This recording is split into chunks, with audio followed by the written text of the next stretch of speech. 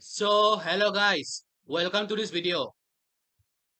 आज इस वीडियो के अंदर केमिस्ट्री का सेकंड चैप्टर शुरू करने वाले हैं, जो कि है structure of an atom. I hope अपने केमिस्ट्री का फर्स्ट चैप्टर पढ़ा होगा अच्छे से। एक बार उसे फिर से पढ़ लेना। तो अभी सेकंड चैप्टर शुरू करने वाले हैं, थॉमसन्स एटॉमिक मॉडल। तो ये कौन क्या होता है? थॉमसन्स एटॉमिक मॉडल किसे कहते हैं? देखो, थॉमसन्स एटॉमिक मॉडल को प्लम पुडिंग मॉडल भी कहते हैं। तो इसका एक्सपेरिमेंट क्या है? Cathode ray discharge tube experiment. Discovery of electron. तो उसने इलेक्ट्रॉन को डिस्कवर किया। इलेक्ट्रॉन तो डिस्कवर हुआ इसके मदद से, कैथोड रे डिस्चार्ज ट्यूब। तो जो साइंटिस्ट ने डिस्कवर किया था, थॉमसन, इस साइंटिस्ट का नाम है जे जे थॉमसन। जो जे जे थॉमसन ने जो डिस्कवर किया था इलेक्ट्रॉन को, तो इस कैथोड रे डिस्चार्ज ट्यूब की मदद से, इस cathode ray discharge tube experiment की मदद से उसने डिस्कवर किया इलेक्ट्रॉन को। Observation: cathode rays are streams of negatively charge particles. Negatively charge particles को इलेक्ट्रॉन कहते हैं। और उसी तरह अगर एनोड रेज होगा, तो वो anode rays are streams of positively charge particles, जिसे प्रोटॉन कहते हैं। और न्यूट्रॉन मतलब चार्ज नहीं है। न्यूट्रॉन मतलब there is no charge. Neutron मतलब नो चार्ज। इन्फरेंस क्या मिलता है इससे? Atom is a positively charge sphere. Atom एक पॉजिटिवली चार्ज स्फीयर है। एटम एक पॉजिटिवली चार्ज स्फीयर है with electrons embedded like plums in pudding. देखो, एक तरबूज है ना, तरबूज। वाटरमेलन के अंदर आप एक सीड्स देखते हो। इमेजिन करो, आप वाटरमेलन ले रहे हो। वाटरमेलन को एक एटम मान लो, वो पॉजिटिवली चार्ज स्फीयर मान लो, उसको पॉजिटिवली चार्ज स्फीयर मान लो। उसके अंदर जो आप एक उसके अंदर जो आप सीड्स देखते हो, उसको एक प्रोटॉन या इलेक्ट्रॉन मान लो, जो भी कुछ मान लो उस सीड्स को। तो उसे कहते हैं थॉमसन एटॉमिक मॉडल। ड्रॉबैक: इसका ड्रॉबैक क्या है? Could not explain scattering of alpha particles और एटॉमिक स्टेबिलिटी। मतलब एटम कितना स्टेबल है, या ज्यादा स्टेबल है या कम स्टेबल है, या अल्फा पार्टिकल्स जो है, इसके बारे में एक्सप्लेन नहीं कर पाता है। आउटकम क्या है? First model to include electrons and atomic structure.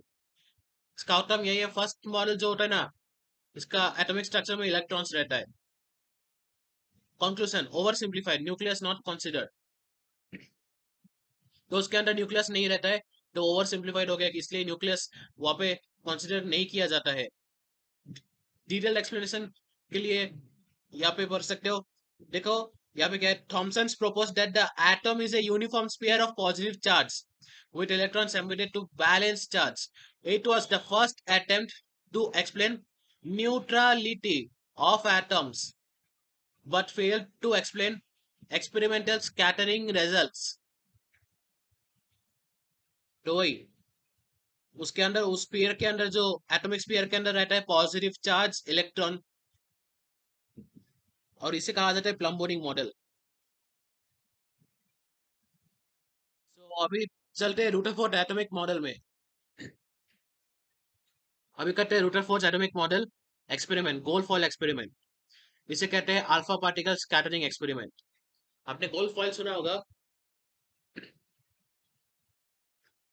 Observation: most alpha particles pass through few deflected eight certain angles. ये तो थोड़ा स्पेलिंग ठीक नहीं लग रहा है मुझे। At angles, at certain angles होना चाहिए, पर फिर भी ठीक है। Most of the alpha particles pass through few deflected alpha few deflected at certain angles। और बहुत सारे अल्फा पार्टिकल्स में से कुछ पास हुआ और कुछ डिफ्लेक्ट हुआ सर्टेन एंगल में। तो यही है उसका ऑब्जर्वेशन। इन्फ्लुएंस किया atom as dense positively charge nucleus, electron revolve around nucleus. देखो, एक मानो न्यूक्लियस को एक सन मान लो आप, इलेक्ट्रॉन्स को आप प्लैनेट मान लो। जैसे सोलर सिस्टम में देखते हो ना, प्लैनेट्स क्या होता है, सन के तरफ, सन के पास रिवॉल्व होता है, it revolves around the sun.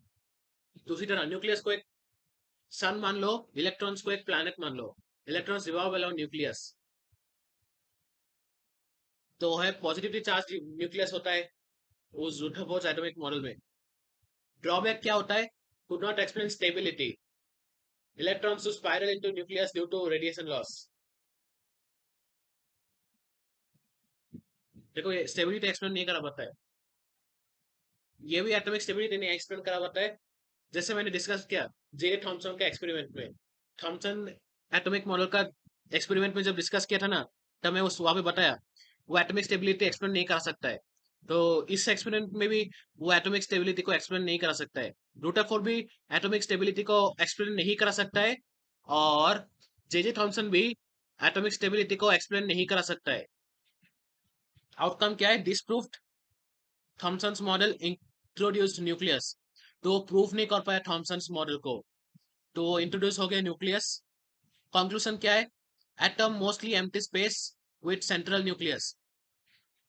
Atom में मोस्टली सेंट्रल स्पेस, एटम में क्या होता है? मोस्टली एम्प्टी स्पेस है और बीच में है सेंट्रल न्यूक्लियस, वही है। तो एक्सप्लेनेशन क्या होता है? Rutherford bombarded thin gold foil with alpha particles। Thin fall, thin gold fall के अंदर क्या है? अल्फा पार्टिकल्स कुछ स्कैटर हुआ, डिफ्लेक्ट हुआ और पास हुआ। The deflections proved existence of A dense nucleus. तो यही प्रूफ करना चाहता था कि एग्जिस्टेंस ऑफ न्यूक्लियस कैसा था, क्या वो डेंस था या कुछ। तो यही प्रूफ करने के लिए रूटरफोर्ड एटॉमिक मॉडल का एक्सपेरिमेंट बनाया गया था। He propose electrons revolve around nucleus like planets around sun. हाँ, मैंने बताया था आपको, वो न्यूक्लियस को आप एक सन मान लो, इलेक्ट्रॉन्स को आप एक प्लैनेट मान लो। तो वही था इस एक्सपेरिमेंट में। आता है Bohr's atomic model, experiment idea. Experiment क्या था? Applied quantum theory to Rutherford model. तो उसने रुदरफोर्ड के मॉडल में क्वांटम मैकेनिक्स का थ्योरी अप्लाई किया। उसका क्वांटम मैकेनिक्स का शॉर्ट फॉर्म क्या है? क्यूएम। तो ऑब्जर्वेशन क्या है? Hydrogen spectrum shows discrete lines not continuous. Discrete lines, discrete lines मतलब डिसकंटिन्यूअस। इलेक्ट्रॉन्स, इन्फरेंस क्या है? Electrons revolve in fixed energy level shells, energy quantized. तो उसी को क्वांटिटाइज कहते हैं, जो डिस्क्रीट पैकेट्स ऑफ एनर्जी होता है उसको क्वांटिटाइज कहते हैं। क्वांटिटाइजेशन ऑफ चार्ज, क्वांटिटाइजेशन, डिस्क्रीट लाइंस, ये जो है ना, ये सब। अब क्लास 12 का जो फिजिक्स का पहला चैप्टर है, electro electric charges and fields, और दूसरा चैप्टर है क्लास 12 का फिजिक्स का सेकंड चैप्टर का नाम है इलेक्ट्रोस्टैटिक्स, पोटेंशियल एंड कैपेसिटेंस। तो क्लास 12 का जो इलेक्ट्रोस्टैटिक वाला चैप्टर है फिजिक्स में, उसमें आप ये पढ़ने वाले हो कि क्वांटिटाइजेशन ऑफ चार्ज क्या होता है, क्वांटिटाइजेशन ऑफ चार्ज क्या होता है, डिस्क्रीट पैकेट्स ऑफ एनर्जी क्या होता है, वहां पे आप ये पढ़ने वाले हो। ड्रॉबैक क्या है? Failed for multi electron atoms. Multi electron atoms के लिए वो कर नहीं पाया था Bohr's model. couldn't explain fine spectral lines और जीमन इफेक्ट। वो स्पेक्ट्रल लाइंस और जीमन इफेक्ट को एक्सप्लेन करा ही नहीं पाया था। आउटकम क्या था? Explain hydrogen spectrum successfully. हाँ, वो हाइड्रोजन स्पेक्ट्रम को पूरा सक्सेसफुली एक्सप्लेन करा हुआ था, इस एक्सपेरिमेंट में उससे फेल नहीं हुआ। जबकि मैंने डिस्कस किया था रूटरफोर्ड एटॉमिक मॉडल में उसने कुछ एक्सपेरिमेंट में फेल हुआ था, और बोर्स नहीं, फिर जे थॉमसन भी बोला था उसने भी कुछ एक्सपेरिमेंट फेल किया। कंक्लूजन क्या है? Major step forward, introduce quantization for quantum mechanics. तो यही आप क्लास 12 का इलेक्ट्रोस्टैटिक में पढ़ने वाले हो। और साथ ही साथ, और आप जो ये पढ़ रहे हो ना अभी, वो क्लास 12 का फिजिक्स का जो चैप्टर 12 है, वो चैप्टर 12 का नाम है एटम। चैप्टर 13 का नाम है न्यूक्लियाई। उस चैप्टर में आप पढ़ने वाला हो ये। साथ ही साथ क्लास 12 का जो फिजिक्स में क्लास चैप्टर 11 है ना, उस चैप्टर 11 का नाम है dual nature of radiation and matter. उस चैप्टर में भी आप ये पढ़ने वाले हो सेम चीज। अभी जो पढ़ रहा हो ये, अगर चाहे तो इसको रट भी सकते हो। एग्जाम में अगर कुछ डेफिनेशन पूछे या थ्योरी बेस्ड क्वेश्चन पूछे। केमिस्ट्री में तो मोस्टली थ्योरी आता है, न्यूमेरिकल्स भी आता है। न्यूमेरिकल्स तो आता है, थ्योरी दोनों मिला के। ज्यादा तो थ्योरी से पूछा जाता है क्वेश्चन। तो आप चाहिए तो इसे रट भी सकते हो, लेकिन फॉर्मूला को अच्छे से याद रखना। ये तो थ्योरी है, थ्योरी चाहिए तो रट भी सकते हो, लेकिन अंडरस्टैंड करना, अच्छे से अंडरस्टैंड करना। Detailed explanation. Bore assumed electrons revolved in stationary orbits without radiating energy। ये भी आप पढ़ने वाले हो फिजिक्स में, क्लास 12 में पढ़ने वाले हो ये। Observe immediate only when electron jumps between levels। Delta E equal to H mu equal to E2 minus E1। तो अभी एक चीज बताता हूँ। अच्छा, आपने सुना, पता है क्या आपको? अब्जॉर्प्शन स्पेक्ट्रा,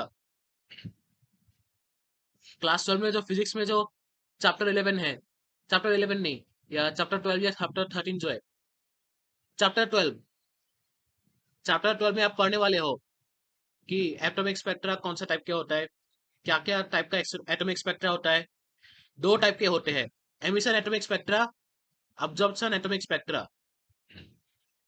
तो दो टाइप का एटॉमिक स्पेक्ट्रा होता है। तो ये फिजिक्स में पढ़ने वाले हो। तो बोर्स एटॉमिक मॉडल कर लिया। सो अभी कुछ फॉर्मूलाज है यहाँ पे। Charge to mass ratio of electron, charge to mass ratio of electron, यहाँ पे E/m/e, यहाँ पे m इंटू नहीं है, ये m इंटू ई नहीं है, ये है m, यहाँ पे नीचे E से सिंबल कुछ डिनोट किया है, E/मास ऑफ इलेक्ट्रॉन। E/मास ऑफ इलेक्ट्रॉन मतलब charge to mass ratio of electron. Charge ये है, मास ये है। तो 1.758820 into 10 to the power of 11 coulomb per KG. इसको याद रखना फॉर्मूला, चाहे तो रट भी सकते हो ये फॉर्मूला। ये सारा फॉर्मूला चाहे तो रट लो। अंडरस्टैंडिंग कर तो, अंडरस्टैंडिंग करने से टाइम भी वेस्ट हो सकता है, मतलब सॉरी टाइम में, वो डिपेंड करता है अगर टाइम वेस्ट होता है या टाइम वेस्ट नहीं होता है। लेकिन फिर भी चाहे तो आप रख सकते हो इससे, इसमें ज्यादा कुछ है नहीं। अगर चाहे तो अंडरस्टैंड भी कर सकते हो। यहाँ पे देखो, ये तो electron mass, magnitude of charge on electron, mass of the electron, name क्या है, इलेक्ट्रॉन प्रोटॉन न्यूट्रॉन, सिंबल भी दिया हुआ है देखो, एटॉमिक एब्सोल्यूट चार्ज का वैल्यू दिया हुआ है, रिलेटिव चार्ज का वैल्यू दिया हुआ है, मास का वैल्यू दिया हुआ है। और ये देखो, ये वैल्यू भी याद रखना, क्लास 12 का जो इलेक्ट्रोस्टैटिक्स चैप्टर पढ़ोगे फिजिक्स में, ये भी काम आएगा ये वैल्यू। तो इसे अच्छे से पढ़ के रखना, फिजिक्स के लिए बहुत काम आएगा। वैल्यू ऑफ एल देखो, सबसे नोटिस में दिया हुआ है इसके साथ, number of orbitals, SPDF blocks. ये क्लास 12 का जो केमिस्ट्री जो है ना, आप इसे थर्ड चैप्टर या फोर्थ चैप्टर में आप पढ़ने वाले हो इसे। तो क्लास 12 का जो केमिस्ट्री है, क्लास 12 का केमिस्ट्री भी आपको काम आएगा, एसपीडीएफ। क्लास 12 का जो केमिस्ट्री है उसमें सिर्फ आएगा डीएनएफ लॉक के में सबसे ज्यादा काम आएगा। वो जो डीएनएफ लॉक है तो वाला चैप्टर जो है ना, इनऑर्गेनिक केमिस्ट्री का क्लास 12 में, क्लास 12 में इनऑर्गेनिक केमिस्ट्री में जो फोर्थ चैप्टर है, क्लास 12 का केमिस्ट्री में जो फोर्थ चैप्टर है वो इनऑर्गेनिक केमिस्ट्री वाला है। वो फोर्थ चैप्टर का नाम है डीएनएफ ब्लॉक एलिमेंट्स। तो अभी से अच्छे से पढ़ लो, क्लास 12 में जाके जब देखो वापस से तो याद आ जाएगा क्या क्या फॉर्मूला पढ़ा, फिर क्लास 12 में काम आएगा क्वेश्चन सॉल्व करने में।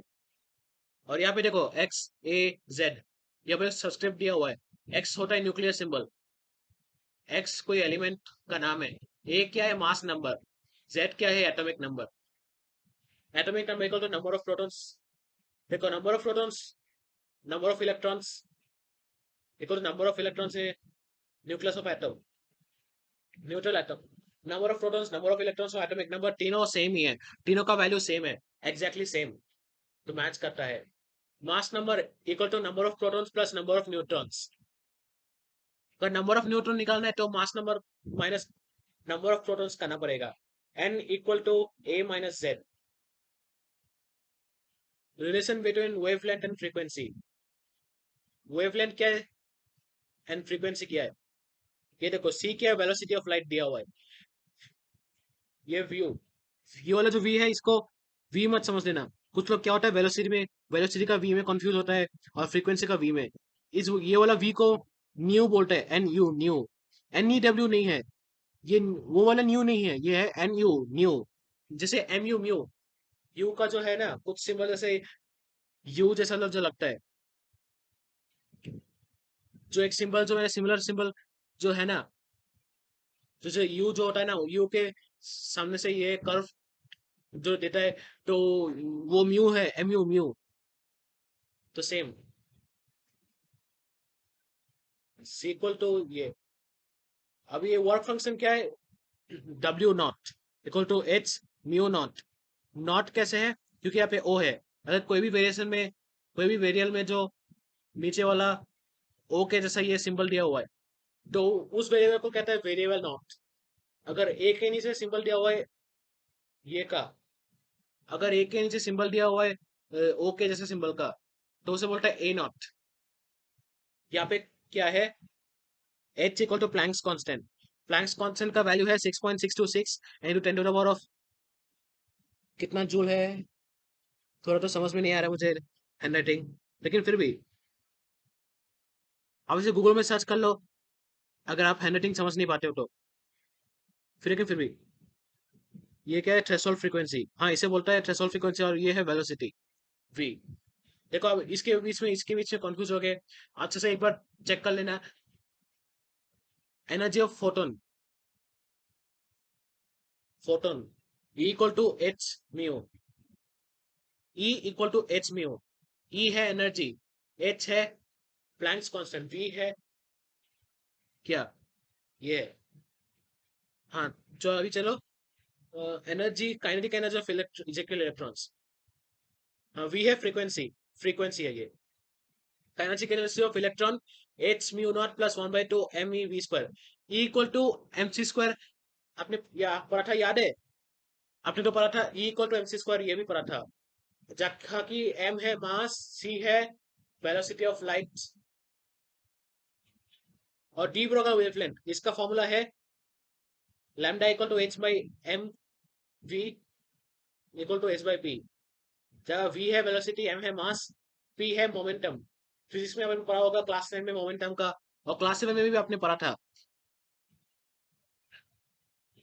मोमेंटम। जब फिजिक्स का फोर्थ चैप्टर पढ़ाने वाला लॉज ऑफ मोशन, तो आपको मोमेंटम पता चलेगा बी का। वैसे भी आपने क्लास में पढ़ा होगा, तो आपको ऑलरेडी पता है। Line spectrum of hydrogen wave number, इसे वेव नंबर कहते हैं, लाइन स्पेक्टर ऑफ हाइड्रोजन को। लाइन स्पेक्टर ऑफ हाइड्रोजन को वेव नंबर कहते हैं। देखो ये इस वी के ऊपर जो बार है ना, बार वाला सिंबल रैप किया हुआ जो, इसे बोलता है वेव नंबर। ये equal to R into 1 + n1 होल्स, 1 + n1 square plus by 1/n1 square plus 1/n2 square. तो ये फॉर्मूला याद रखना, bore frequency rule.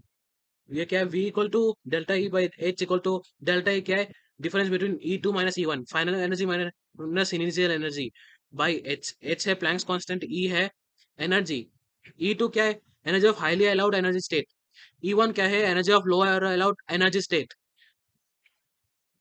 Lower allowed energy state. E2 है फाइनल एनर्जी, E1 है initial energy. Angular momentum of electron MEV equal to NH बाई 2 पाई। Angular momentum को L भी बोलता है। N इक्वल टू 1 to 3 कुछ भी हो सकता है, वैल्यू 1 से लेकर कुछ भी, चूंकि natural number. N equal to radius, radius of the stationary states Rn equal to n square A not, A2 equal to 52.9 pm। उसे टाइम वाला pm मत समझना, या फिर pm जो है वो डिफरेंट है। N equal to 1 to 3, energy of stationary states En equal to minus RH into 1/n square. Heisenberg uncertainty principle, delta x into delta p greater than equal to h by 4 pi, delta x equal to uncertainty in position, delta p equal to uncertainty in momentum। Schrodinger equation, इसका shape थोड़ा equation लिखने में तो भयंकर लगेगा। बहुत से student क्या होता है ना, सबसे ज्यादा डर तो स्क्रॉडाइंजर इक्वेशन देख के डर जाता है, बोलता है अरे ये तो हॉरिबल है, कैसे पढ़ूंगा, ओ डर लग रहा है देख के। लेकिन ऐसा नहीं है। देखो ये क्या है ना, डेल्टा है, या मुझे डेल्टा, ये तो मुझे पता नहीं क्या कौन सा सिंबल, मुझे पता था स्क्वायर में इक्वेशन, लेकिन ये जो सिंबल जो है शायद ही ठीक नहीं रहता, ये गलत लग रहा है। फिर भी एक बार चेक कर लेना गूगल में, लेकिन फिर भी देखो डेल्टा एक्स के uncertain in position, delta P के है uncertain in momentum. Total number of nodes, angular nodes plus radial node equal to ये L plus N minus L minus one equal to n-1 v square.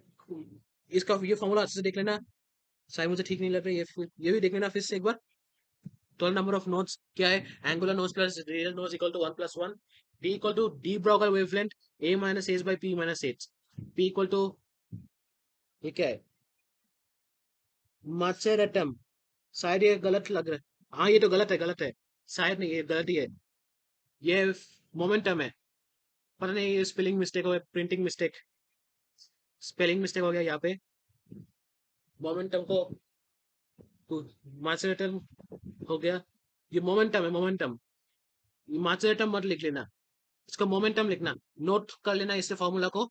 अभी last आता है principle, Aufbau principle, increasing order of energy of orbitals, 1s 2s 2p 3s 3p 4s 3d 4p 5s 4d 5p 4f 5d 6p 6p 7s। तो ये inorganic chemistry है। तो इसे अच्छे से पढ़ लेना फॉर्मूला को, चाहे तो रट भी सकते हो लेकिन अंडरस्टैंड भी करना अच्छे से। सो यहाँ पे देखो, ये डायग्राम को करके जाना। ये डायग्राम देखो, यहाँ पे सीरीज लिखा हुआ है, टेबल बना हुआ है, यहाँ पे सीरीज लिखा हुआ है, Lyman Balmer Paschen Brackett Pfund. N one का वैल्यू दिया हुआ है 1 2 3 4 5।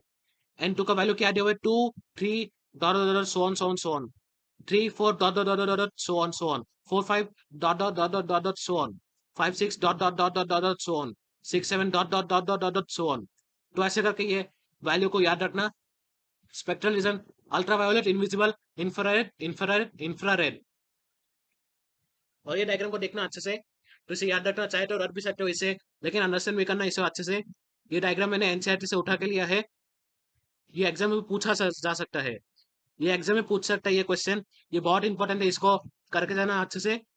यहाँ से क्वेश्चन आएगा जरूर एग्जाम में। और यहाँ पे देखो ये डायग्राम, ये रूथरफोर्ड एक्सपेरिमेंट का डायग्राम है। देखो अल्फा पार्टिकल स्कैटरिंग एक्सपेरिमेंट, यहाँ पे लेड लगा हुआ है, लेड रखा हुआ है बीच में, लेड का प्लेट। यहाँ पे देखो गोल्ड फॉइल रखा हुआ है। देखो अल्फा पार्टिकल्स कैसे पास कर रहा है, कुछ डिफ्लेक्ट कर रहा है, कुछ स्कैटर हो रहा है। ये गोल्ड फॉइल है यहाँ पे जो देख रहे हो। और ये जो है लाइट, जो अल्फा पार्टिकल्स है ना, यहाँ पे लाइट स्कैटर हो रहा है, source of alpha particles. Light से अल्फा पार्टिकल्स स्कैटर हो रहा है, बीम ऑफ अल्फा पार्टिकल्स यहाँ पे दिखाई दे रहा है इस डायग्राम में, ऑब्जर्वेशन। डिफ्लेक्टेड अल्फा पार्टिकल्स कुछ यहाँ पे डिफ्लेक्टेड है, डिफ्लेक्टेड अल्फा पार्टिकल्स यहाँ पे भी कुछ डिफ्लेक्टेड है, डिफ्लेक्टेड अल्फा पार्टिकल्स यहाँ पे भी कुछ डिफ्लेक्टेड है। ये थिन गोल्ड फॉइल है, ये बीम ऑफ अल्फा पार्टिकल्स है। और ये जो है ये फोटोग्राफिक प्लेट्स।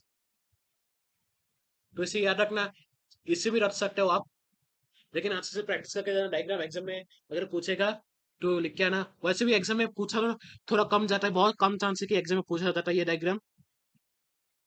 मैंने पास्ट 2 ईयर का पेपर देखा, पास्ट 2 ईयर्स का पेपर, एग्जाम में पूछा भी नहीं गया था ये, लेकिन फिर भी इसे करके जाओ।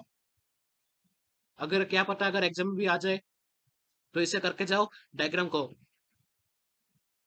ये देखो, ये जे थॉमसन का एक्सपेरिमेंट है, ये प्लम पुडिंग मॉडल वाला। यहाँ पे देखो ना, इस स्पीयर को मानो वाटरमेलन के जैसा है, देखो पॉजिटिव स्पीयर है ये। इसके अंदर जो ये इलेक्ट्रॉन है, इलेक्ट्रॉन घूम रहा है। तो इस इलेक्ट्रॉन को वाटरमेलन के सीज के जैसे मान लो। तो मैंने अभी बताया था उस वीडियो में, तो मैंने इस वीडियो में बताया था, जब मैंने पहला एक्सपेरिमेंट के बारे में डिस्कस किया था, थॉमसन्स मॉडल ऑफ एटम, तब ये बताया था मैंने। इसे भी अच्छे से करके जाओ, ये तो इजी है। तो इसे करके जाओ अच्छे से, इसे सीख के जाओ पूरा। चाहे तो रट भी सकते हो, अगर ये नहीं लिख के भी आप सीख सकते हो, ऐसे जस्ट डायरेक्ट रट्टा मार के ये मेमोराइज कर सकते हो, इसे मगअप कर सकते हो। क्योंकि इजी इसमें, इसमें तो सिर्फ क्या, इसे लेबल करना है पॉजिटिव स्पीयर और इलेक्ट्रॉन। जैसे एक सिंपल सर्कल ड्रॉ करो, सर्कल के अंदर छोटा छोटा सर्कल को ड्रॉ करो, और छोटा सर्कल को इलेक्ट्रॉन लिख दो, बड़ा सर्कल के सरफेस में इसे लेबल करके पॉजिटिव स्पीयर लिख लो, छोटा सर्कल के इस सरफेस में इसको इलेक्ट्रॉन लेबल करके इसके लिख लो इलेक्ट्रॉन। तो ठीक है। अभी और एक डायग्राम है, ये इंटेंसिटी वेवलेंथ। ये क्लास 12 का फिजिक्स में भी पढ़ने वाले हो आप। ये देखो ये क्या है, T1 T2 wavelength intensity, T2 greater than T1। तो ये बहुत इंपॉर्टेंट है, इसे पढ़ लो। इसे भी चाहे रट सकते हो, लेकिन इसे अच्छे से करना पड़ेगा। ग्राफ वाला पूछा जा सकता है एग्जाम में, लेकिन पूछा भी नहीं गया वैसे भी, लेकिन फिर भी इसे अच्छे से प्रैक्टिस करके जाओ। इससे रिलेटेड क्वेश्चन भी आ सकते हैं, इसमें ट्विस्ट करके भी क्वेश्चन आ सकते हैं। मैंने देखा था कुछ पेपर, पास्ट कुछ ईयर का क्वेश्चन पेपर मैंने देखा था, सैम्पल पेपर जब देखा था, क्वेश्चन ट्विस्ट करके आया था इसके ऊपर। डायरेक्ट क्वेश्चन नहीं है, डायरेक्ट क्वेश्चन नहीं पूछा, जैसे ड्रॉ ए ग्राफ। अभी कुछ न्यूमेरिकल्स करने वाले हैं। Calculate the number of electrons that together weigh 1 gram. तो इसका मतलब क्या है, mass of one electron equal to 9.1 into 10 to the power of -31 kg। तो ये पहले ये वाला वैल्यू गिवन लिखना है, तो ये वाला वैल्यू पहले लेना है, और कन्वर्ट टू ग्राम्स, मतलब केजी को ग्राम्स में कन्वर्ट करना है। और फिर क्या करना है, उस 1 ग्राम को डिवाइड करना है इलेक्ट्रॉन मास से, तो ये नंबर ऑफ इलेक्ट्रॉन्स निकल जाएगा। तो सेकंड क्वेश्चन क्या है, find the mass and charge of 1 mole of electrons. तो 1 मोल कितना है, 6.022 into 10 to the power of 23. तो मास निकालने के लिए मोल्स ऑफ इलेक्ट्रॉन्स को मास से मल्टीप्लाई करो, चार्ज निकालने के लिए मोल्स ऑफ इलेक्ट्रॉन्स को मास से मल्टीप्लाई करो, तो इस तरह मोल्स ऑफ इलेक्ट्रॉन निकल जाएगा मास के लिए भी, चार्ज के लिए भी. सो अभी नेक्स्ट क्वेश्चन आते हैं. Calculate the wavelength of an electron moving with velocity 2.05 into 10 to the power of 7 metre पर सेकेंड. तो इसके लिए क्या करना है, डी ब्रोगली इक्वेशन यूज करना है. प्लैंक्स कांस्टेंट तो पता है आपको वैल्यू, सब्स्टिट्यूट कर लो. मास, वेलोसिटी,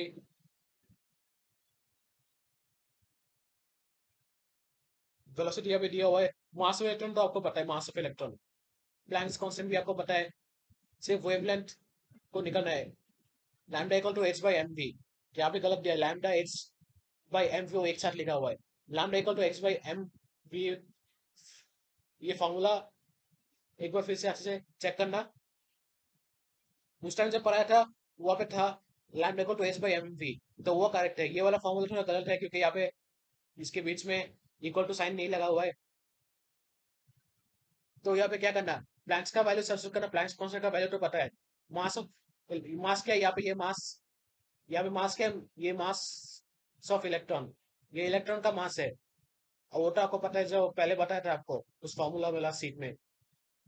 फिर v वेलोसिटी यहाँ पे क्वेश्चन में दिया हुआ, ये सब्स्टिट्यूट करो वैल्यू, फिर ये निकल जाएगा वेवलेंथ. तो इसी तरह फोटोन हैज एनर्जी.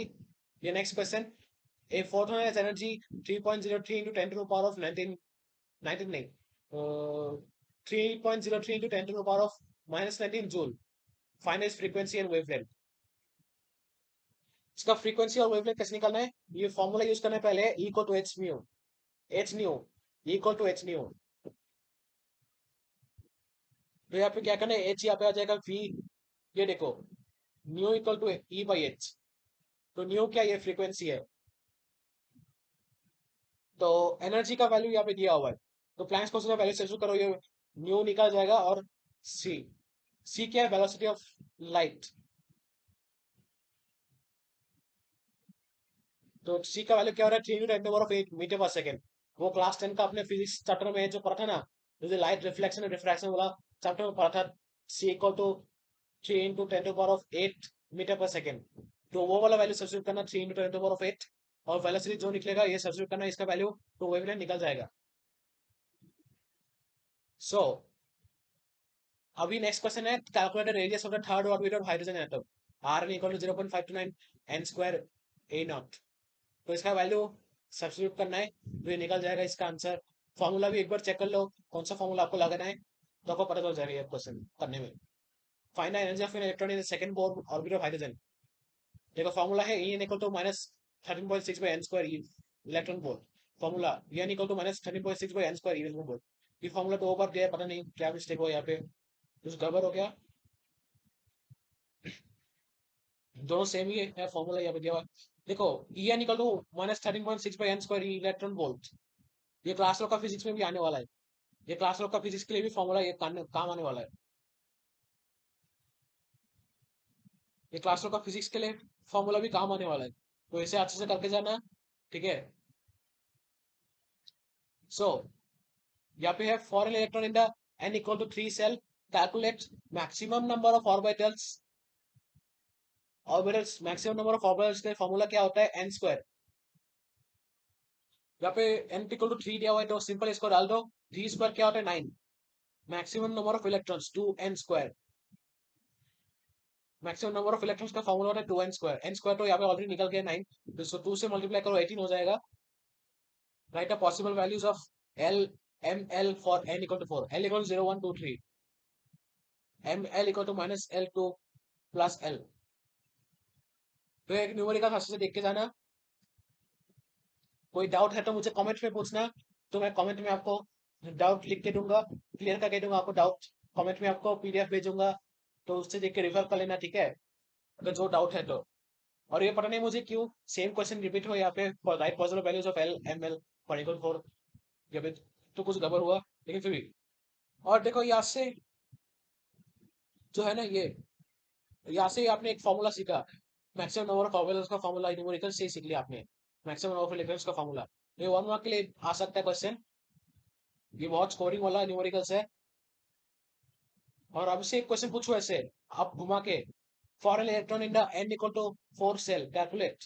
दो n इक्वल टू 4 है तो n स्क्वायर करना है, 4 4 16, 2n स्क्वायर, n स्क्वायर अगर 16 है तो 2 से मल्टीप्लाई करो 32 निकल जाएगा। तो दूसरे क्वेश्चन ऐसा करके आता है थोड़ा।